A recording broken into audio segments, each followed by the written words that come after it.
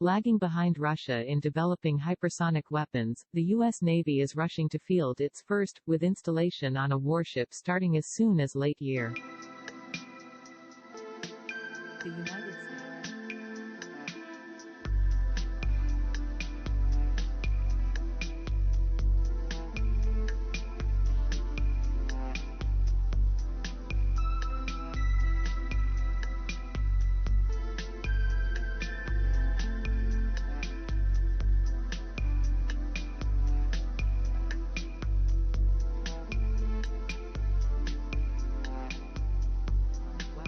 used in the attacks. The American military is accelerating development to catch up. The U.S. weapon would launch like a ballistic missile and would release a hypersonic glide vehicle that would reach speeds 7 to 8 times faster than the speed of sound before hitting the target.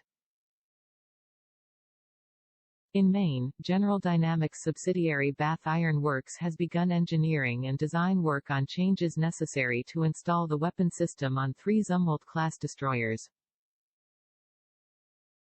The work would begin at a yet-to-be-named shipyard sometime in fiscal year that begins in October 2023, the Navy said.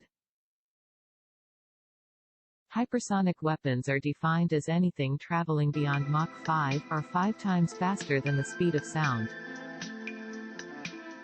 That's about 3,800 miles per hour, 6,100 kilometers per hour.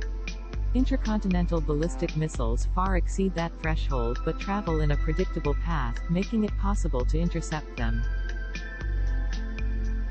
The new weapons are maneuverable. Existing missile defense systems, including the Navy's Aegis system, would have trouble intercepting such objects because maneuverability makes their movement unpredictable and speed leaves little time to react.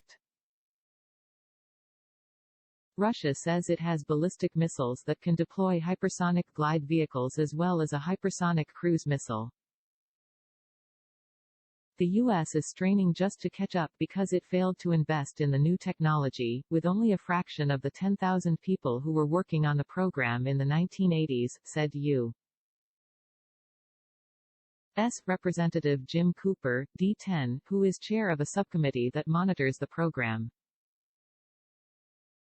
If we want to pursue parity, we will need to back this effort with more money, time and talent than we are now, he said.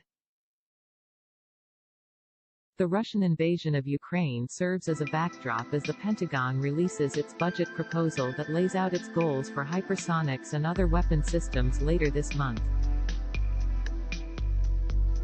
The 3 stealthy Zumwalt-class destroyers to be equipped with the new weapons have plenty of space to accommodate them, thanks to a design failure that works to the Navy's advantage in this instance.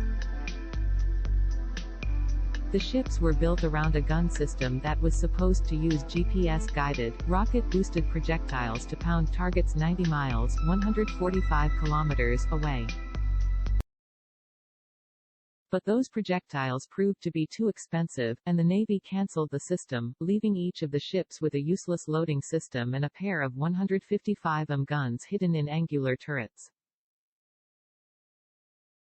The retrofit of all 3 ships will likely cost more than $1 billion but will give a new capability to the tech-laden, electric-drive ships that already cost the Navy $23.5 billion to design and build, said Brian Clark, a defense analyst at the Hudson Institute. The engineering is not that hard. It'll just take time and money to make it happen, Clark said. The Navy intends to field the weapons on the destroyers in the 2025 fiscal year and on Virginia-class nuclear-powered attack submarines in the 2028 fiscal year, the Navy said. The destroyers would be based in the Pacific Ocean, where they would be a deterrent to China, should it become emboldened by Russia's attack on Ukraine and consider attacking Taiwan, Clark said. The U.S. focus on hypersonic weapons represents a pivot after hesitating in the past because of technological hurdles. Adversaries, meanwhile, continued research and development. Russia fired off a salvo of Zircon hypersonic cruise missiles in late December, heralding the completion of weapon testing. But Russia may be exaggerating the capability of such superweapons to compensate for weakness in other areas, said Lauren Thompson, a defense analyst at the Lexington Institute. For the time being, Russia doesn't have many of the weapons, and it's unclear how effective they are, he said.